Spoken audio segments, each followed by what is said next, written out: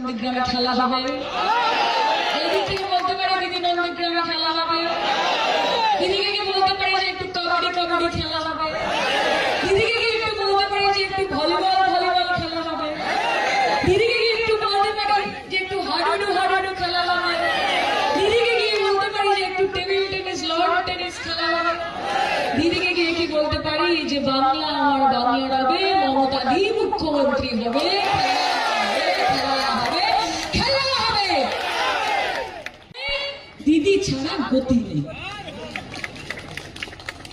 দিদির উপর ভরসা করতে হবে। আমার মায়ের আজকে এখানে বসে আছে, সবাই অনেক বড় বড় কথা বলে, মহিলাओं की सशक्तिकरण, women empowerment, মহিলাদের ক্ষমতায়ন, সব বড় বড় বাতলা করে তারপর বাড়ি চলে যায় নিজে। সিপিএম তো কোনোদিন 20 পয়সা কোনো মা বোনের হাতে তুলে দেয়নি। বিজেপি বলছে যে আমরা এলে লক্ষ্মীর ভান্ডার দেবো। বলুন যে আগে নিজের উত্তরপ্রদেশ, নিজের মধ্যপ্রদেশ, নিজের ছত্তিশগড়, নিজের রাজস্থান, নিজের হরিয়ানা, সেখানে আগে টাকাটা দিয়ে দেখিয়ে দাও, তারপরে কথা হবে।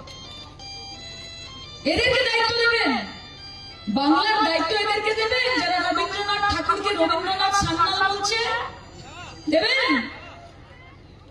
বাংলার দায়িত্ব তাদেরকে দেবেন যারা বঙ্কিমচন্দ্র চট্টোপাধ্যায়কে বঙ্কিম না বলছে, রাজা রামমোহন রায়কে ব্রিটিশদের দালাল বলছে, স্বামী বিবেকানন্দকে বলছে কমিউনিস্ট। হ্যাঁ ঠিক ঠিক ঠিক, আমি শুনেছি, খুব ঠিক বলেছেন।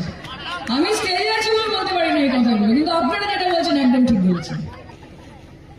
এদের হাতে দায়িত্ব তুলে দেওয়া যাবে না, লড়াই করতে হবে। ক্ষমতা যদি কেউ দিয়ে থাকে আমার মা বোনেদের, তাহলে তার নাম মমতা ব্যানার্জি। একটা সময় ছিল যখন আমার মা বোনেরা নিজের বরের কাছে, নিজের ছেলের কাছে, নিজের বাবার কাছে গিয়ে বলতো যে 10 টাকা দেবে, 100 টাকা দেবে, আজকে মেলা বসেছে, একটু ঘুগনি খাবো, একটু ফুচকা খাবো, আজ একটু বাপের বাড়ি যাবো, একটু মাছ কিনে নিয়ে যাবো। ছেলে দিত না, বর দিত না, বাবা দিত না। মমতা বন্দ্যোপাধ্যায় মনে করলেন যে মা বোনেদের হাতে যদি টাকা দিই তাহলে মা বোনেরা ক্ষমতা পাবে।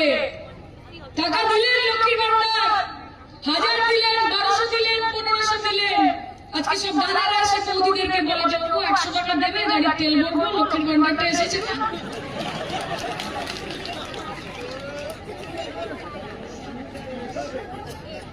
ঠিক কিনা মায়েরা? এই ক্ষমতা কে দিয়েছে? মমতা দিয়েছে তো। তাহলে ভোট কে পাবে?